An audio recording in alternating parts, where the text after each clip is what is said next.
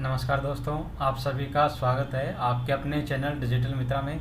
दोस्तों, आज हम बात करने वाले हैं सीआरपीएफ रिक्वायरमेंट 2020 के बारे में, जिसमें आप सभी ऑनलाइन आवेदन कर सकते हैं। इसके लिए जो पोस्ट्स हैं वो 789 पोस्ट हैं, जिसमें एसआई, एएसआई, कांस्टेबल और पैरामेडिकल स्टाफ यानी कि नर्सेज, डॉक्टर्स की पोस्ट भी हैं, जिसमें आप 10वीं पास, 12वीं पास या जिनके पास टेक्निकल से रिलेटेड कोई डिप्लोमा है या 12th में मैथ साइंस है वो इसमें अप्लाई कर सकते हैं। साथ ही इसमें महिला हो या पुरुष हो, दोनों ही इसमें आवेदन कर सकते हैं। तो दोस्तों, उस कंप्लीट जानकारी के लिए इस वीडियो को अंत तक देखें। साथ ही अगर आप हमारे चैनल पर भी नए हैं तो चैनल को सब्सक्राइब कर लें, जिससे कि आपको लेटेस्ट जानकारी मिलती रहे। तो चलिए दोस्तों, वीडियो स्टार्ट करते हैं। दोस्तों, जैसा कि आप सभी देख पा रहे हैं कि आज ये नोटिफिकेशन जारी किया गया है, जिसे आप crpf.gov.in की वेबसाइट से जाके डाउनलोड भी कर सकते हैं। तो दोस्तों, ये जो पोस्ट है बेसिकली पैरामेडिकल स्टाफ के लिए है, और इसके लिए जो ऑनलाइन फॉर्म है वो 20 जुलाई से स्टार्ट होंगे, और इसकी जो क्लोजिंग डेट है यानी कि जो लास्ट डेट रहेगी वो आपकी वो 31 अगस्त लास्ट डेट रहेगी, और इसका रिटर्न जो डेट टेस्ट होगा वो 20 दिसंबर को जारी किया गया है। साथ ही दोस्तों, डिटेल में इनकी वैकेंसीज की डिटेल है कि किस पोस्ट के लिए आपकी क्या एज होनी चाहिए और क्या आपकी क्वालिफिकेशन होनी चाहिए, और इसमें लिखा हुआ है कि फॉर्म जो है वो मेल और फीमेल दोनों जो हैं वो अप्लाई कर सकते हैं अंडर कैटेगरी बी और सी, जो कि इसमें डिक्लेयर की गई हैं। तो दोस्तों, पहली जो पोस्ट है वो इंस्पेक्टर की है, जिसके लिए जर्नल की एक सीट है, और लेवल जो आपका रहेगा वो लेवल पे 7 रहेगा, और इसमें जो आपकी एजुकेशन क्वालिफिकेशन है वो बीएससी होनी चाहिए होम साइंस के अंदर, या फिर आपका होम इकोनॉमिक्स के अंदर होना चाहिए, विद न्यूट्रिशन एज सब्जेक्ट होना चाहिए आपका। साथ ही इसमें आपको diploma in dietetics from an institution और रिकॉग्नाइज्ड बोर्ड से होना चाहिए, जो आपके सेंट्रल बोर्ड या फिर आपका जो स्टेट बोर्ड है उसके अकॉर्डिंग आपको फूड या जो न्यूट्रिशंस का है उसका आपका डिप्लोमा होना चाहिए। साथ ही जो आपकी एज है वो 30 साल से कम होनी चाहिए। बात करते हैं दूसरी पोस्ट की, जो है कि सब इंस्पेक्टर है, स्टाफ नर्स की है, जिसमें जर्नल की जो पोस्ट है वो 81 है, और अदर्स जो हैं उनकी टोटल मिला के टोटल 175 पोस्ट इसमें आपको देखने को मिलेंगी स्टाफ नर्स की, जिसमें आपके पास में 12th होनी चाहिए एक रिकॉग्नाइज्ड बोर्ड्स के साथ में। साथ ही आपके पास में 3 इयर्स का जो नर्सिंग का कोर्स होता है वो आपके पास होना चाहिए, और इसकी जो एज है वो मिनिमम 30 साल आपकी, और सॉरी बिलो आपकी 30 साल एज होनी चाहिए, मिनिमम आपकी 18 एज होनी चाहिए, जो कि आपकी क्लोजिंग डेट जो है 31 अगस्त, उससे पहले पहले आपकी एज 18 होनी चाहिए, और उसके बाद में आपकी 30 एज नहीं होनी चाहिए, उससे पहले पहले आपकी 30 एज होनी चाहिए। अगली जो पोस्ट है वो सब इंस्पेक्टर की है, रेडियोग्राफर की पोस्ट है, जिसमें जो टोटल जो पोस्ट हैं वो 8 पोस्ट रहेंगी, और जिसमें आपको 12th के अंदर मैथ साइंस या साइंस आपका जो सब्जेक्ट है वो होना चाहिए। साथ ही आपको 2 इयर्स का रेडियो डायग्नोसिस का जो डिप्लोमा होता है या सर्टिफिकेट जो आपका होता है वो आपके पास होना चाहिए, और इसके लिए भी आपकी जो एज है वो 18 से 30 के बीच में होनी चाहिए। बात करते हैं अगली पोस्ट की, जो कि है असिस्टेंट सब इंस्पेक्टर की फार्मासिस्ट पोस्ट है, जिसमें आपकी टोटल जो पोस्ट हैं वो 84 रहेंगी, और आपको लेवल 5 के अकॉर्डिंग पेमेंट दी जाएगी। साथ ही आपके 12th पास होने चाहिए किसी भी रिकॉग्नाइज्ड बोर्ड से, और 12th का आपका फार्मेसी का डिप्लोमा या सर्टिफिकेट जो भी आपके पास है वो होना चाहिए, और इसकी जो एज है वो 20 से 25 के बीच में होनी चाहिए, और वो जो क्लोजिंग डेट्स के अंदर होनी चाहिए। अगली जो पोस्ट है वो है असिस्टेंट सब इंस्पेक्टर फिजियोथेरेपिस्ट की, जिसमें टोटल जो पोस्ट है वो 5 पोस्ट आपको देखने को मिलेंगी, और इसके अंदर आपके 12th में साइंस सब्जेक्ट होना चाहिए, या फिर आपके पास में बैचलर डिग्री भी होना चाहिए फिजियोथेरेपिस्ट का, और या फिर आपके पास में 3 साल का जो है डिप्लोमा होना चाहिए फिजियोथेरेपिस्ट का, और साथ ही इसकी जो एज है वो भी 20 से 25 के बीच में है, और वो भी 1 अगस्त तक। अगली जो पोस्ट है वो है सब इंस्पेक्टर डेंटल टेक्नीशियन, इसमें आपकी टोटल जो पोस्ट है वो 4 पोस्ट रहेंगी, और इसमें आपके मैट्रिकुलेशन विद साइंस होनी चाहिए, और 2 इयर्स का आपका डेंटल हाइजीनिस्ट का कोर्स होना चाहिए। इसके लिए जो एज है 20 से 25 के बीच में होनी चाहिए। अगली जो पोस्ट है वो है असिस्टेंट सब इंस्पेक्टर और लेबोरेटरी टेक्नीशियन की पोस्ट है, जिसमें आपकी टोटल जो पोस्ट है वो 64 हैं, और आपके पास में 10th के अंदर जो है साइंस सब्जेक्ट होना ज़रूरी है। साथ ही आपको डिप्लोमा या सर्टिफिकेट होना चाहिए मेडिकल लेबोरेटरी टेक्नोलॉजी गारंटेड का, जो कि एक गवर्नमेंट इंस्टीट्यूट हो या फिर कोई भी आपका प्राइवेट या सेंट्रल से अप्रूव्ड कोई इंस्टीट्यूट है उससे। और इसकी भी जो एज है वो 20 से और 25 के बीच में होनी चाहिए। अगली जो पोस्ट है वो है असिस्टेंट सब इंस्पेक्टर की, इलेक्ट्रोग्राफी टेक्नीशियन की। इसमें आपकी 10th में मैथ साइंस होनी चाहिए, सर्टिफिकेट होना चाहिए आपके पास में इलेक्ट्रोकार्डियोग्राफी टेक्नोलॉजी, जो कि एक रिकॉग्नाइज्ड बोर्ड से होना चाहिए, और आपकी जो एज है वो 20 से 25 के बीच में होनी चाहिए। अगली जो पोस्ट है वो हेड कांस्टेबल की है, physiotherapist assistant, nursing assistant, medic की, जिसमें आपकी टोटल जो पोस्ट हैं वो 88 रहेंगी, और आपके पास में 12th होनी चाहिए। साथ ही 2 इयर्स का आपका फिजियोथेरेपिस्ट का डिप्लोमा होना चाहिए, या फिर आपके पास में जैसे 1 ईयर एक्सपीरियंस भी होना चाहिए इस फील्ड के अंदर, जो कि एक हॉस्पिटल का या कोई इंस्टीट्यूट है जहाँ पे आपने काम किया हो, उसका आपके पास एक्सपीरियंस सर्टिफिकेट होना ज़रूरी है। और इसकी जो एज है वो 18 से 25 के बीच में ही है। अगली जो पोस्ट है वो है हेड कांस्टेबल की, एएनएम या मिडवाइफ के, और इसकी टोटल जो पोस्ट हैं वो 3 पोस्ट हैं, जिसमें आपके 12th होनी चाहिए, और 2 इयर्स का आपको ऑक्सिलरी नर्सिंग मिडवाइफरी का जो सर्टिफिकेट होता है, जो डिप्लोमा होता है, वो आपके पास होना चाहिए। उसके अलावा 1 ईयर का आपके पास में एक्सपीरियंस होना चाहिए, और आपकी जो एज है वो 18 से 25 के बीच में होनी चाहिए।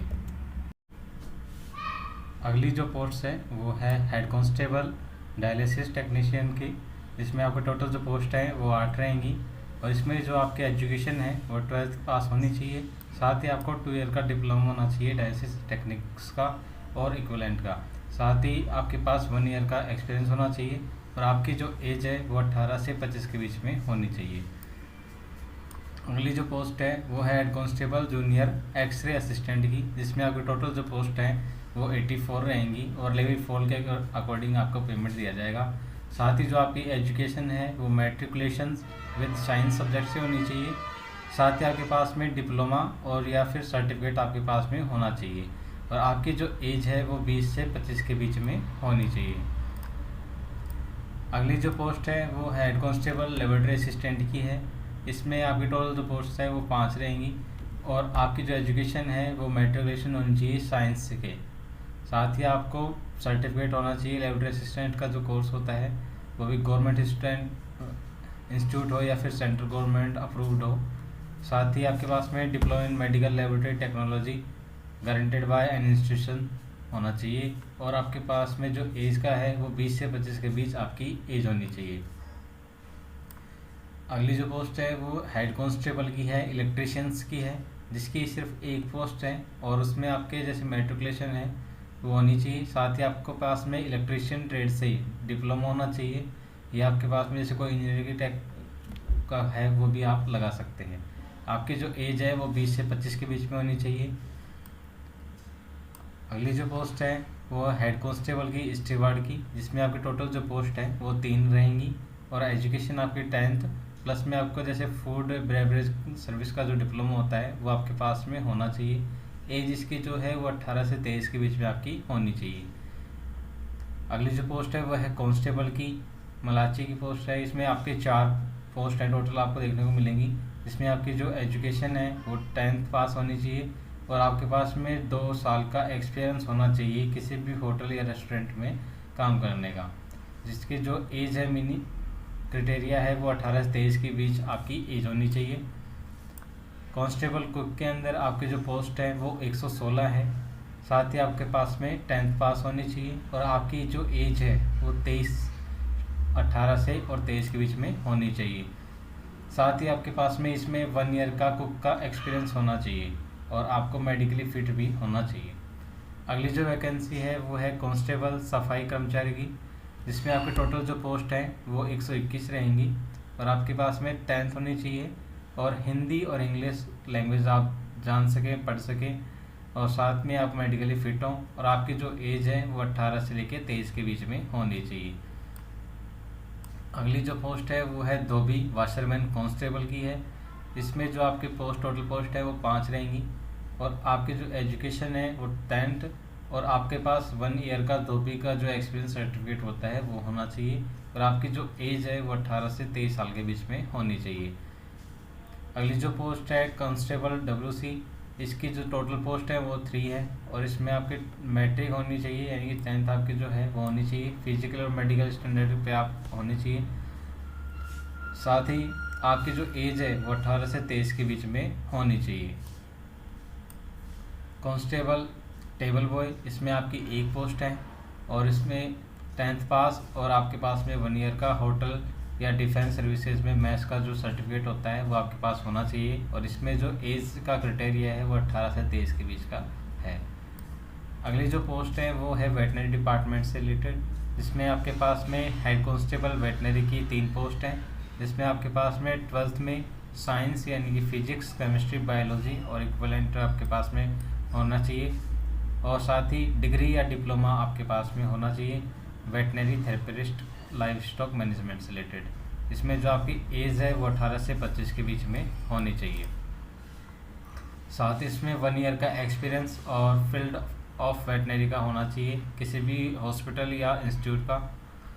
अगली जो पोस्ट है वो है इसमें हेड कांस्टेबल लैब टेक्नीशियन का, जिसमें एक पोस्ट है और आपके पास एजुकेशन जो है 10th+2 होनी चाहिए साइंस डिपार्टमेंट से, जिसपे आपके पास फिजिक्स, केमिस्ट्री, बायोलॉजी होनी चाहिए और 2 साल का आपके पास में वेटनरी लैब टेक्नीशियन का जो सर्टिफिकेट होता है वो होना चाहिए। साथ ही 1 ईयर का आपके पास में एक्सपीरियंस होना चाहिए किसी भी गवर्नमेंट हॉस्पिटल या इंस्टीट्यूट का। और आपकी जो एज है वो 18 से 25 के बीच में रहेगी।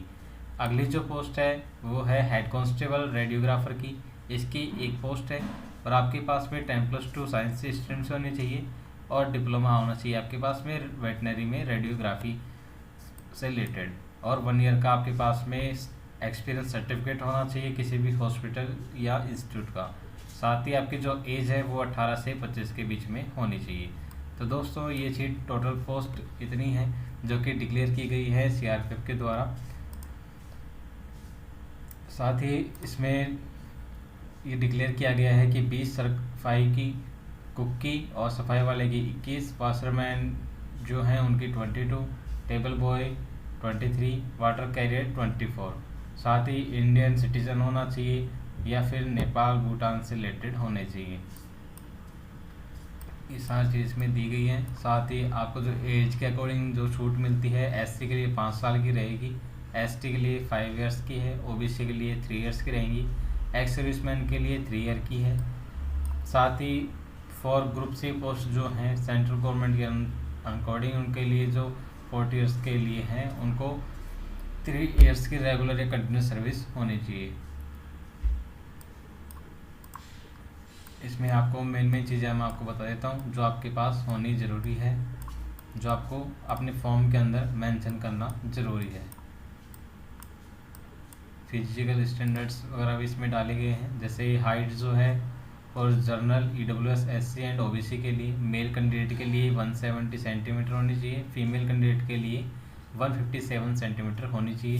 चेस्ट जो है वो जर्नल और ईडब्ल्यूएस, एससी, एसटी, ओबीसी के लिए 80 सेंटीमीटर होनी चाहिए। मिनिमम एक्सपेंस 5 सेंटीमीटर फीमेल के लिए एप्लीकेबल नहीं है।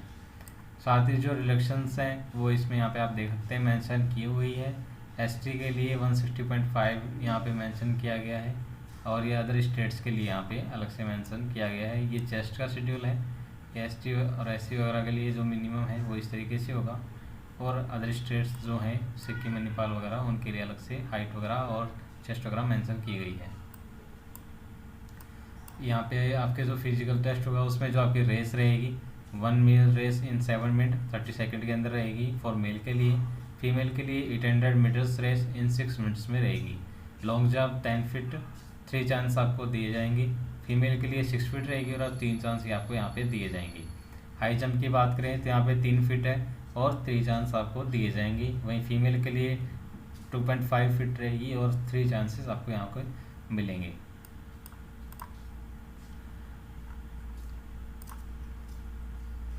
एग्जामिनेशन सेंटर्स की बात करें तो दिल्ली, हैदराबाद, गुवाहाटी, जम्मू, प्रयाग, अजमेर, नागपुर, मुजफ्फर और पल्लीपुरम आपको यहाँ पे एग्ज़ाम सेंटर दिए जाएंगे। और एग्ज़ामिनेशन फ़ीस जो है वो आपकी, जैसे अगर आप जनरल, ईडब्ल्यूएस और ओबीसी कैटेगरी से बिलोंग करते हैं तो आपकी 200 फीस रहेगी।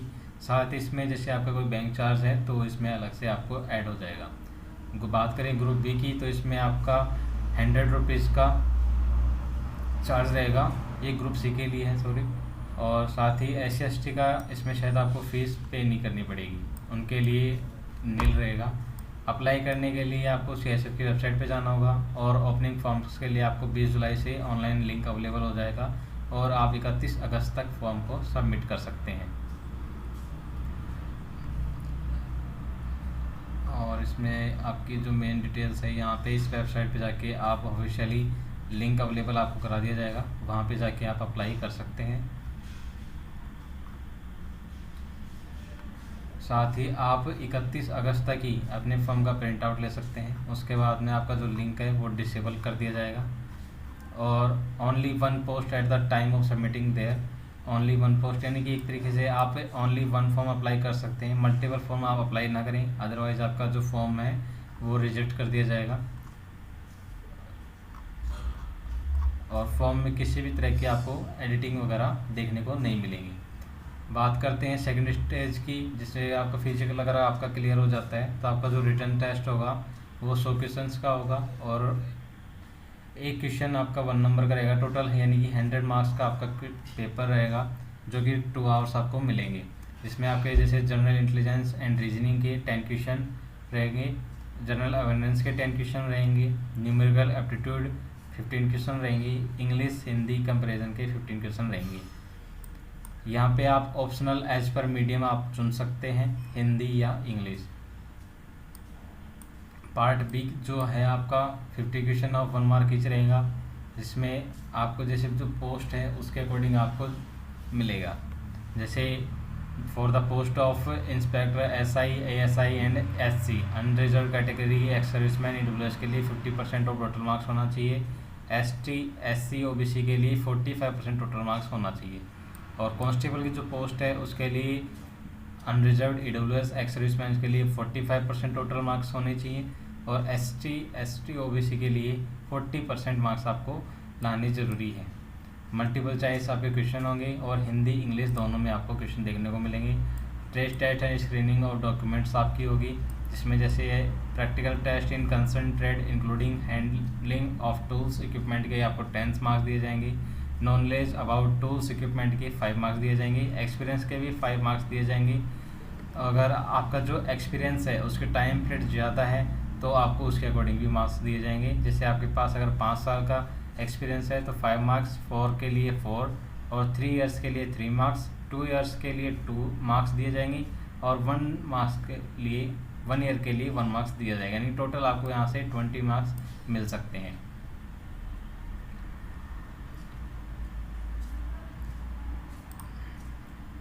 मेडिकल गाइडलाइन भी यहाँ पे डाली गई है, आप यहाँ पे जाके चेक कर सकते हैं। मैं आपको सिर्फ यहाँ पे जो मेन पॉइंट है जो आपके काम आने हैं वो चीज़ें मैं आपको यहाँ पे बता रहा हूँ।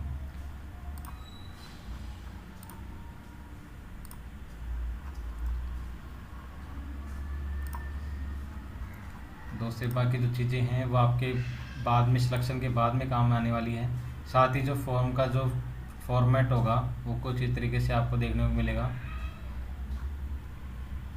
जो कि आपको ऑनलाइन फॉर्म फिलअप करते समय कुछ ऐसे ही डिटेल्स आपको फिल करनी है। जैसे आपको पोस्ट चुननी पड़ेगी स्टार्टिंग में कि आप कौन सी पोस्ट के लिए अप्लाई कर रहे हैं, एग्जामिनेशन सेंटर चूज करवाएंगे, आपका नाम, पापा का नाम, mother's name, date of birth, gender आपको चूज़ करना है, मोबाइल नंबर, ईमेल आईडी और कैटेगरी आपको चूज़ करनी है, रिलीजन क्या है, ये सारी चीज़ें आपको वहाँ पे चूज़ करनी पड़ेंगी। ये एक फॉर्मेट यहाँ पे डाला गया है। साथ ही आपसे जैसे 10th 12th graduation, post graduation, technical experience की डिटेल है, एड्रेस है, वो चीज़ें आपको यहाँ पे मेंशन करनी है। साथ ही इसमें आपको डॉक्यूमेंट्स कोई भी अपलोड नहीं करवाएगा, आप अपनी फ़ोटो, साइन या थंब इम्प्रेशन यहाँ पे ऐड करने हैं। ये सर्टिफिकेट्स वगैरह हैं जो आपको अपनी कास्ट या जो आपके एक्सपीरियंस के हैं उसके अकॉर्डिंग आपको यहाँ पे सर्टिफिकेट्स बाद में डॉक्यूमेंट वेरिफिकेशन के टाइम पे देने होते हैं। तो दोस्तों अगर आपको ये जानकारी अच्छी लगे तो इस वीडियो को लाइक करें और ज़्यादा से ज़्यादा लोगों तक शेयर करें। साथ ही अगर आप हमारे चैनल पर अभी तक नए हैं तो चैनल को सब्सक्राइब कर लें, जिससे कि आपको सही प्रकार की जो जानकारी है जॉब से रिलेटेड, एडमिट कार्ड, रिजल्ट्स की, वो टाइम टू टाइम मिलती रही। तो दोस्तों वीडियो को देखने के लिए आपका बहुत बहुत धन्यवाद। बाय बाय दोस्तों।